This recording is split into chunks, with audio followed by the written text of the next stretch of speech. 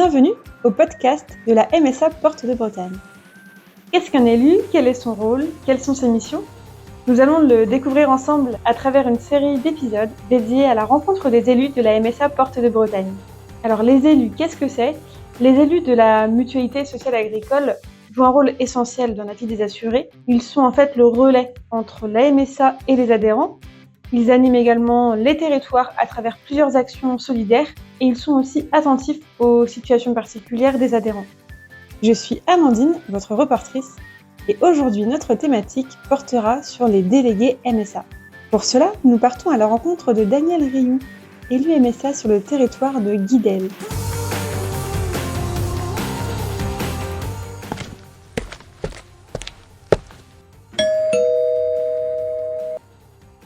Bonjour Monsieur Rioux.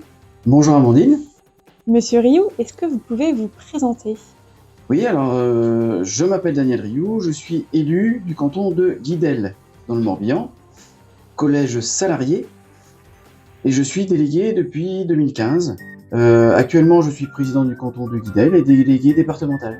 En dehors de la MSA, je suis technicien chargé de mission environnement dans une entreprise agroalimentaire d'aliments du bétail qui s'appelle Nutréa, partie du groupe Eureden.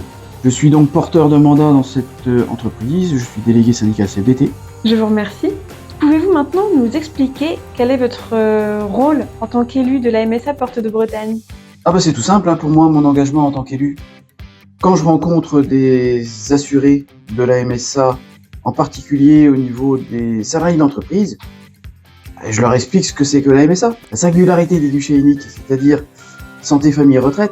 Quand je rencontre des agriculteurs dans mon secteur, de la même manière, je leur explique les aides dont ils peuvent bénéficier au niveau de la MSA. C'est très simple. À titre personnel, je suis volontaire et bénévole. Il faut noter qu'il y a des élus dans tous les cantons, donc il y a une notion de proximité qui est très très forte. Au titre de ce mandat-là, on est le relais entre la MSA et les adhérents. Vous avez parlé de guichet unique. Est-ce que vous pouvez expliquer à nos adhérents qu'est-ce que le guichet unique? Oui, bien sûr. Le guichet unique, c'est la particularité sans doute de la MSA. Donc, dans ce cadre-là, un adhérent peut rencontrer la MSA pour toutes les prestations concernant la santé, la famille et la retraite. Merci Monsieur Rioux. Effectivement, le guichet unique, c'est la spécialité de notre régime de protection sociale agricole. La MSA assure en fait la totalité de la couverture sociale auprès des adhérents. Est-ce que tout le monde peut devenir délégué? Oui, alors tout le monde peut devenir délégué, mais il faut quand même être ressortissant de la MSA, adhérent de la MSA. Et à ce titre-là, on peut être élu. Est-ce que vous pouvez nous en dire un petit peu plus sur ce qui vous a donné envie de devenir élu de la MSA Porte de Bretagne? Oui, alors ça c'est une bonne question. Qu'est-ce qui m'a donné envie de devenir délégué? Tout simplement le fait d'être déjà porteur de mandat en dehors de la MSA. Ça m'a incité à répondre favorablement à une sollicitation de mon syndicat. Alors le fait aussi de rencontrer très souvent des adhérents de la MSA qui me disent ne pas voter aux élections. Alors là, je me suis dit quelque chose qui va pas bien, quelque chose qui cloche. Mais ça concerne aussi des agriculteurs qui votent pas. Ils votent pas pourquoi? Par méconnaissance.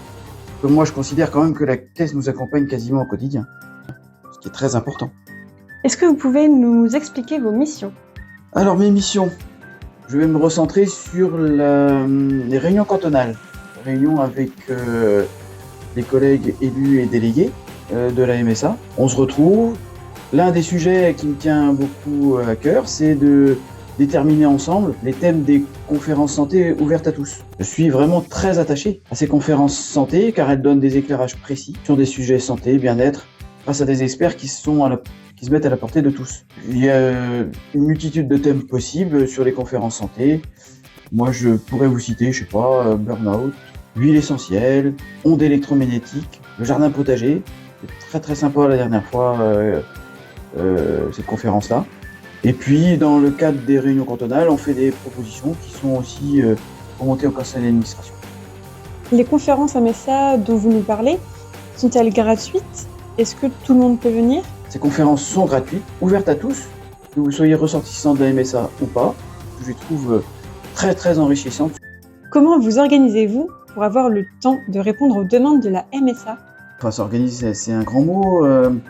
Je trouve que mon mandat MSA ne me prend pas beaucoup de temps, à vrai dire.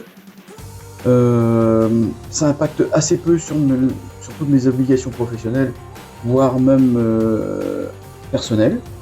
Donc c'est facile pour moi d'aborder ce mandat-là en tout cas. Est-ce que vous avez eu l'occasion de faire des formations en tant qu'élu MSA ? Alors oui, j'en ai fait quelques-unes, mais il y en a une qui m'a plus marqué que les autres. Il s'agit de la formation Réseau Sentinelle.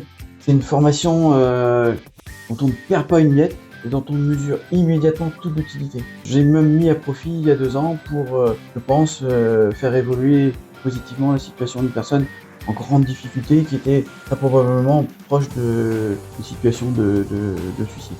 Grâce à cette formation, vous permettez aussi, d'une certaine manière, de rendre plus accessible le sujet du mal-être qui est encore aujourd'hui parfois tabou, parfois sensible. Et grâce à des bénévoles comme vous, les agriculteurs en difficulté peuvent être identifiés et accompagnés. Donc merci Monsieur Rioux d'avoir réalisé cette formation Sentinelle et de faire partie du réseau Sentinelle. Est-ce que vous avez un souvenir ou un fait marquant à nous partager depuis que vous êtes élu ? Oui. Alors, je vais tous les ans au SPACE. Je passe au stand de la MSA. Et il y a 2-3 ans, 4 ans peut-être, je sais plus. Il y avait une personne qui montrait comment utiliser les tronçonneuses de manière sécurisée, puisque on se trouve tous dans la campagne à couper une branche, un arbre, et puis on le manipule. On se rend bien compte, grâce à cette intervention et ces préconisations, qu'on passait à côté de beaucoup de choses et qu'on se mettait même parfois en danger. Donc j'avais trouvé ça très sympa, très intéressant et très utile aussi. Passons maintenant à la question chiffre clé. Savez-vous combien d'élus il y a sur le territoire d'Ille-et-Vilaine et du Morbihan ? Alors oui, je pense savoir qu'il y en a sur le Morbihan 132 je crois, et plus ou moins le double Port-de-Bretagne.